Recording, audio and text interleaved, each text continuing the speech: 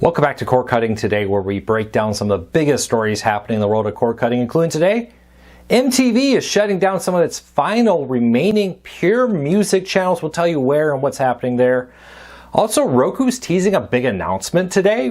We'll have coverage. We don't know what it is yet, but we'll have coverage when it goes live. We'll tell you what the tease is. And MSNBC is getting a new name. We've known that for a while, but now we have a confirmed launch date for it.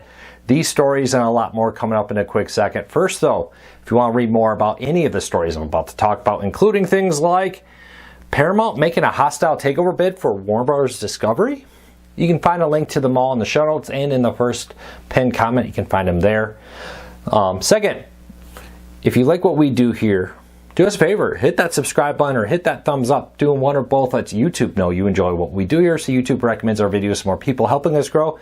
Hopefully helping you break free from the high cost of TV and still watch the shows you enjoy. All right, let's dive into it. MTV, long known as music television, hasn't shown much music in a long time here in the States, but internationally it's had some music channels still.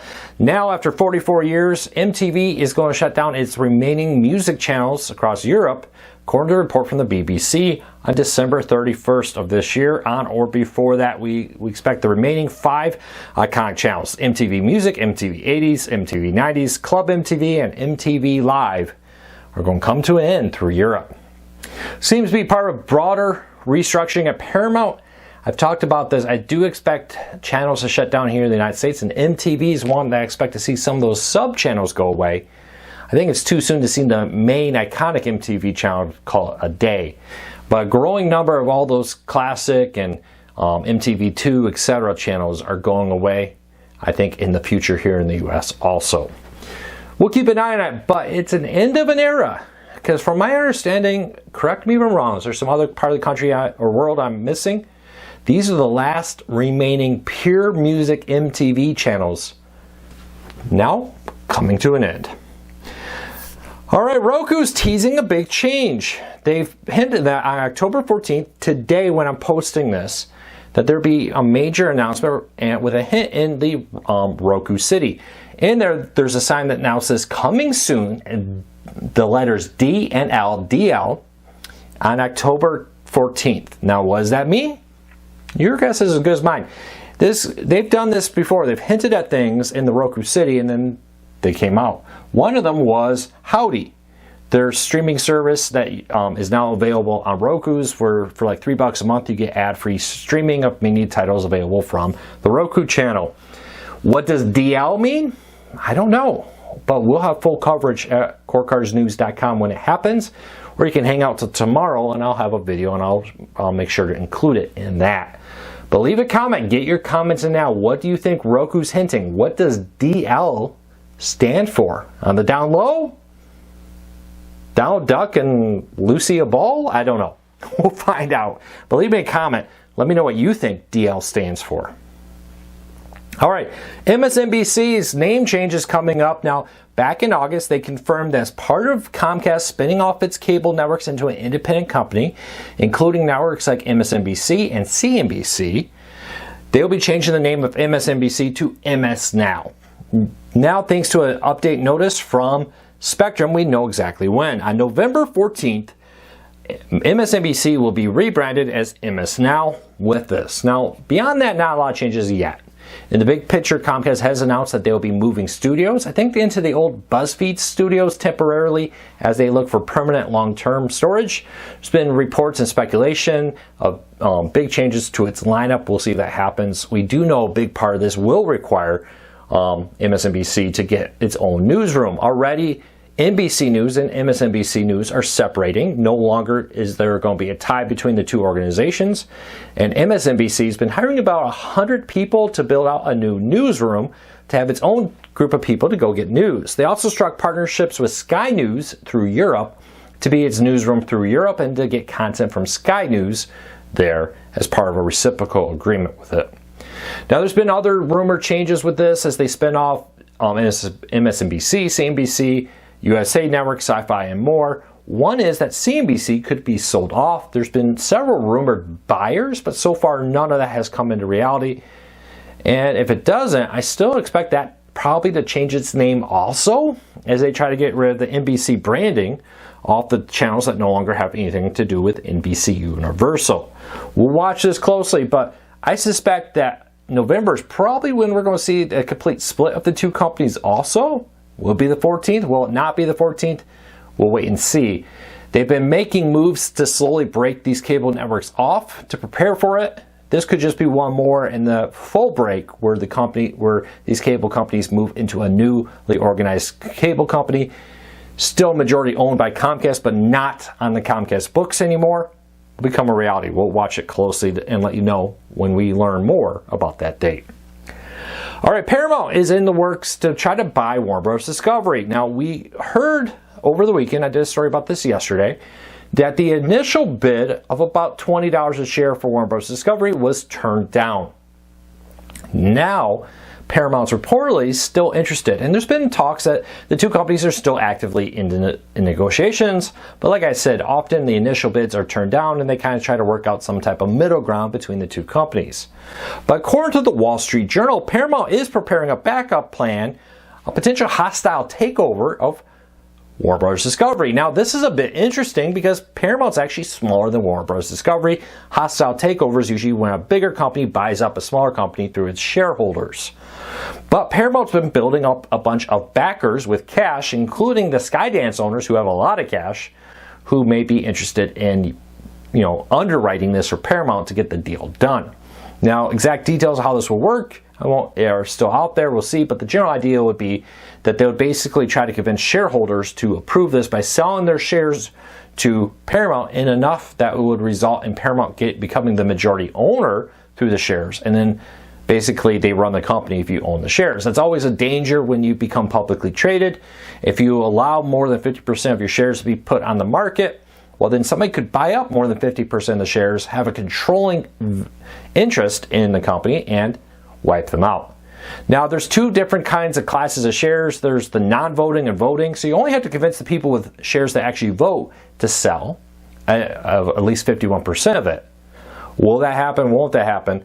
I bet you this is like a last-ditch effort, but that they are preparing. They seem to be very dedicated to getting Warner Bros. Discovery at pretty much any cost. Watch it closely. Also with this, Apple TV Plus is getting a new name and a new story. Hey, Apple TV Plus, remember that service? One that most people don't pay for. It pretty much a lot of people get it through deals, and buying a new Apple device has been a main way. It's getting a new name. Now, the service has reportedly lost as much as $1 billion in a year. Now, that's not confirmed. It's just the reported number. But Apple is simplifying the name by getting rid of the Plus. It's just going to be called Apple TV. Are you ready for confusion? So you have the Apple TV app, you have the Apple TV streaming player, and you have the Apple TV subscription service. All technically separate things, but basically within the Apple TV app, you can upgrade for a few bucks a month to get the Apple TV subscription content. They've done a lot better job building up their catalog. I think Apple TV's main issue is the lack of content. It has amazing high quality content for all mankind, all kinds of great shows. But there's just not a lot of it, and I think that's held people back from buying it, because really, once you binge watch what you want on it, what's keeping you there, as opposed to services with huge back catalogs with it. Now, Apple's done a better job in recent years expanding the catalog, but still lacks the competition. All right, next story up. DirecTV's added 2 new channels with this. Now, one of them was already on it, but now is available through the free tier on DirecTV. Yes, DirecTV has a free tier. If you download the app, create an account, you can stream hundreds of channels for free. And with this, BBC News has moved from just its pay tier to also be on its free tier. You can watch BBC News with this. But you can also get additional content on it with the Car Chase channel now available on there. Now, this channel has actually been growing in popularity. A lot of people like it. Available on quite a few free streaming services. Not only gives you replays of car chases, will often cut in live for a car chase in action in real time also, but now available through the DirecTV app. All right, Pluto TV. Oh, by the way, those are both available to free and paid customers with that. All right, next story up. Pluto TV is honoring Diane Keaton with 15 of her films for free, streaming in a collection. Great chance to check out a very historic actress with amazing resume, including things like Annie Hall, Love and Death, The Godfather, Godfather Part 2, Radio Days, Love the Coopers, Love, Weddings, and Other Disasters, and many other movies are now streaming for free on Pluto TV as part of a collection to honor her. Pluto TV is getting kind of aggressive with some of these collections. I love to see it. Great content over on Pluto TV. Today in TV history, 37 years ago, The Cosby Show celebrated a major milestone, hitting 100 episodes. Today, that's not quite as big of a deal as it once was. Back in the 80s, that was still a pretty rare thing for TV shows to hit 100 episodes, where today it becomes a little bit more common. Still not very common, just a little bit more. But The Cosby Show, 37 years ago today, or this week, hit 100 episodes. Speaking of Apple, our next one, they're facing another potential class action lawsuit related to its training of its AI. There's a group of book authors are suing, claiming that Apple has trained its AI on their books without compensating them. We'll see how this plays out, but this joins a growing number of AI companies facing class action lawsuits like this, or just straight up lawsuits from media companies. We'll watch what happens here and see how Apple deals with this. This comes after some success of authors striking deals to get paid for AI training. We'll see if Apple pays up or if they have some type of other defense. It'll be very interesting to see what Apple does with this. All right, today's deal of the day. Amazon's Fire TV Stick 4K Max is 33% off. Now, if you were looking for a Prime Day deal at the time of this recording, they still have their big Prime Day deal pricing happening. These prices change all the time. Hurry! I record these the night before. I apologize if this deal is not there. Sometimes that happens because I record at night. By the next morning, it's gone. They don't post end dates for this, but check it out. Fire TV is still on sale at Prime Day deals if you missed it. Are you a Taylor Swift fan? Well, Disney Plus wants you to check out their service. They'll announce a 6-part documentary series and a full Eras Tour concert set for a December premiere on Disney Plus. Disney's going to do a 6-part docu-series about the widely popular Taylor Swift concert series that she's about to wrap up, and they will air on Disney Plus the full final performance of her concert on December 12th, 2025 with this. Now, this is a huge deal. Disney's expanding their content here, and the partnership with Taylor Swift is definitely probably aimed to try to attract a lot of people. 6-part documentary and the ability to watch your tour if you want to relive it if you saw it, or if you didn't get tickets.